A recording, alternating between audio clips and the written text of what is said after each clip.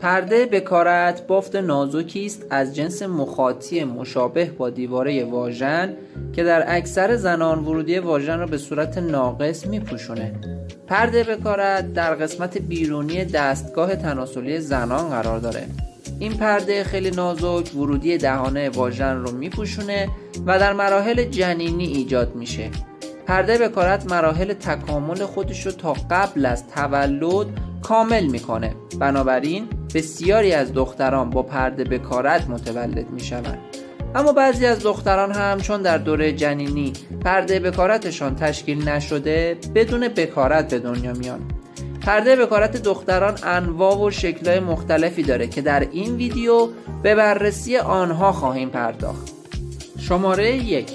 پرده بکارت حلقوی یا بیضی. رایج‌ترین مدل پرده بکارت حلقویه که به صورت یک دایره دور دهانه واژن را میگیره و مرکز اون خالیه.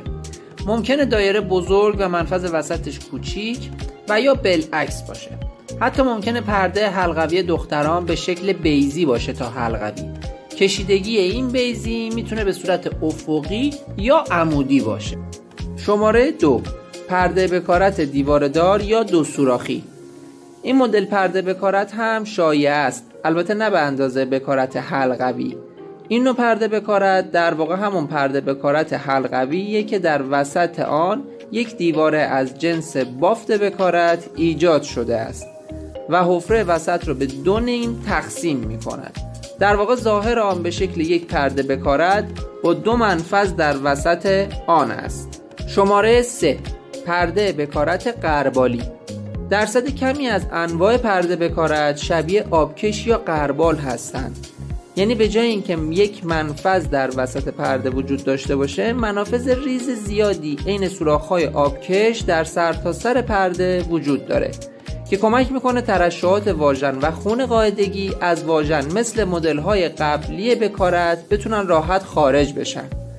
اگر سوراخ‌های پرده خیلی ریز باشن و ترشحات نتونن به راحتی خارج بشن، دختران نیاز به کمک پزشکی دارن تا برش‌های کوچکی در پرده بکارتشان ایجاد کنن. این کار به خروج راحت‌تر خون قاعدگی کمک میکنه و بکارت نیز آسیب نمیبینه. شماره 4. پرده بکارت مسدود. این نوع بکارت کامل ورودی واژن رو میپوشونه و هیچ حفره یا منفذی نداره. بنابراین هیچ راهی برای خروج ترشحات واژینالی و پریودی نیست.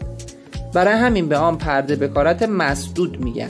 این نوع پرده خطرناکه چون موقع پریودی خون نمیتونه خارج شه و به تدریج به قسمت‌های بالاتر یعنی رحم و لوله‌های رحم وارد میشه.